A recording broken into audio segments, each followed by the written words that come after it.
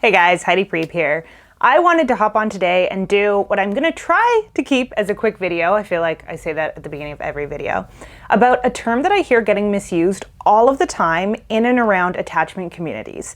So I'm in a number of Facebook groups that talk about attachment, and this one term I often see people misusing and mixing up with another term that I don't think they're aware is what they're actually talking about. So this term is boundaries. Now, it is so normal, I think, to actually not have a lot of awareness around boundaries. So not necessarily knowing what a boundary is, how to set one, how to keep one, what qualifies as a boundary and what doesn't. And so today I just wanted to make some clarifications between what is a boundary and what is an expectation, because I see these two terms being used almost interchangeably in a lot of attachment groups. And I think that that is causing a lot of confusion and also frustration for people. Because if we're calling something a boundary, but it's not a boundary, it's gonna be really hard for us to understand, like, why is this boundary not being upkept, right? So there's a really quick clarifier that we can look at for whether something is a boundary or an expectation that we're putting on someone else. A boundary is always within your control, 100% of the time. It's about what actions you will take, regardless of what anyone else does. An expectation is something that you expect or that you want someone else to do. And it's not that we should never have expectations. Healthy relationships are built on expectations, right? Especially ones that are explicitly defined and agreed upon. But what I see a lot of the time is people placing expectations on their partner and calling it a boundary. So saying something like, my boundary is that my partner has to call me back every single time I call them within an hour, right?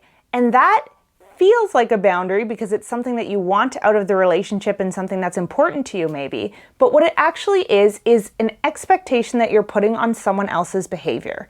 Now, you can have expectations. Again, those are not bad things, but when we're setting expectations, calling them boundaries, and acting like there's something that we have total control over, we're often missing a really crucial part of expectation setting, which is getting the other person's agreement. So a relationship doesn't really work if one person is setting all the expectations and the other person, A, isn't aware of them, or B, isn't agreeing to them. So to make an expectation work, you have to have both parties explicitly agreeing that they will take certain actions to make each other happy or to reduce conflict or for whatever the end result that you want is. With a boundary, it's about what you will do. If your boundary involves a way that someone else has to behave, that's not a boundary, it's an expectation. A boundary is something like, if you are speaking to me in a certain tone of voice, or if you're speaking unkindly to me, I will disengage from the conversation. A boundary is about what you will do, right? So it can have a kind of cause and effect quality to it. Like you can say, okay, if someone else takes this action, then this is what I will do to protect myself. But it's all about what you will do. In order to enforce a boundary, it has to be within your control. So it has to be centered around a behavior that you can take no matter what anyone else does. So setting an expectation, but calling it a boundary is kind of like constructing a fence on your neighbor's property line, right? So you might want to keep your home safe and you might want to have those barriers up to make sure that everything you own is protected, but if you don't build the fence on your property line, your neighbor can legally tear down that fence at any point in time. And so it's not really keeping you that safe or protecting you because you don't have control over whether it's up or down, right? Now, if you build a fence on your property line, you're a lot safer because you have control over whether or not that fence stays up. And this is the difference between a boundary and an expectation. A boundary is a decision you make about your own behavior that you build on your side of the fence, that you have complete power to enforce and follow through on. An expectation is like making an agreement with your neighbor that they will build a fence on their side of the property. It's great if they respect it, but at the end of the day, you legally do not have the right to what they do and what they choose to put up or down on their own property. So if you want to be protected, you better be building that fence on your side of the property line, okay?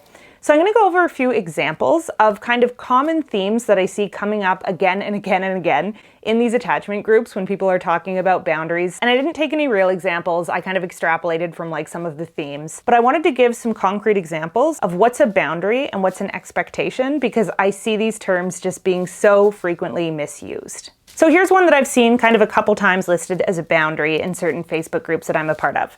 I have a boundary that I won't answer my phone if my partner is calling while I'm at work. That one is 100% a boundary, right?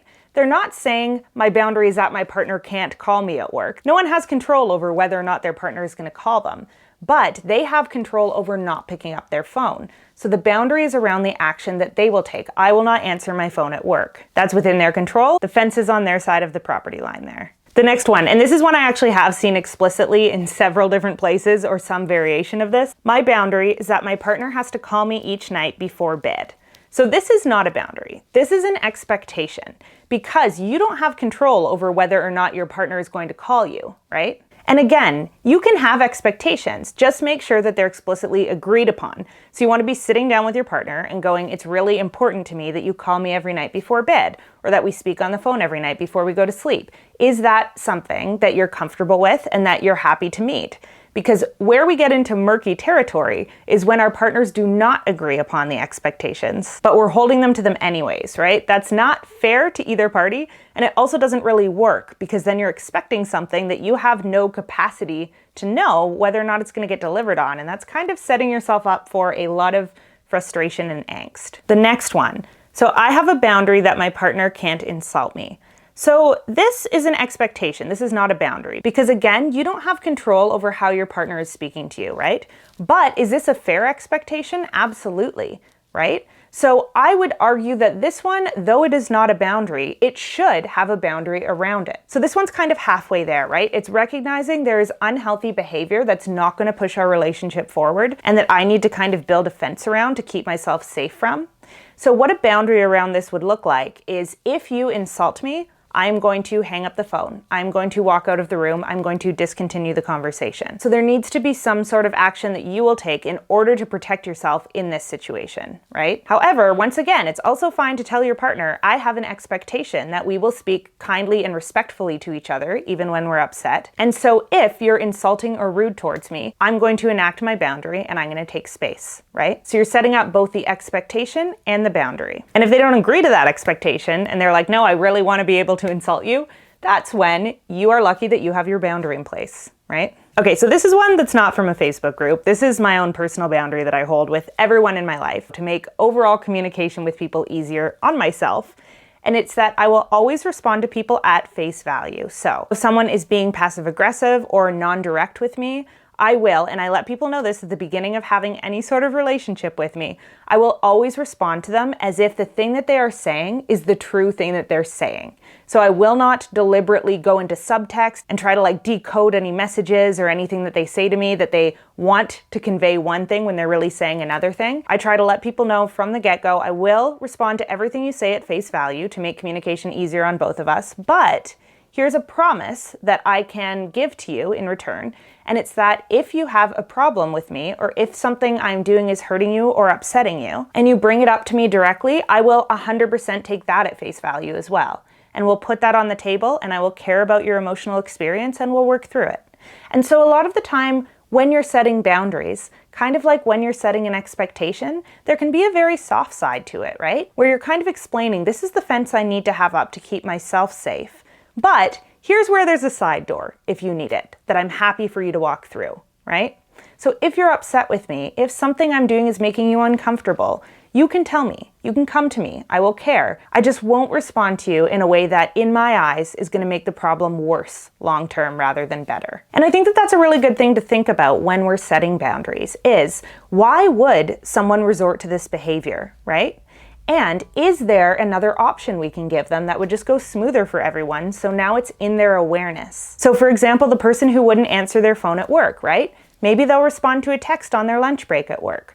Or maybe they'll make a deal with their partner that as soon as I get off work, I will shoot you a quick text back or give you a quick call, depending on what works for both of their schedules, so that you're not blocking off connection, right? You're just providing a healthier kind of contained route for achieving it. Last boundary, this is not taken from a Facebook group, but I think it's one that a lot of couples have, and it's, we can't sleep with other people, right?